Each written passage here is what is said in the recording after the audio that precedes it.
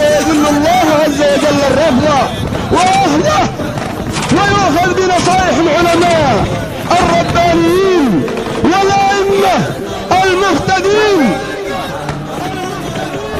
فيا أهل الإسلام ويا أهل السنة ويا أهل المسؤولية، عليكم بمضافرة الجهود للنصر على هذا العدو الغاشم.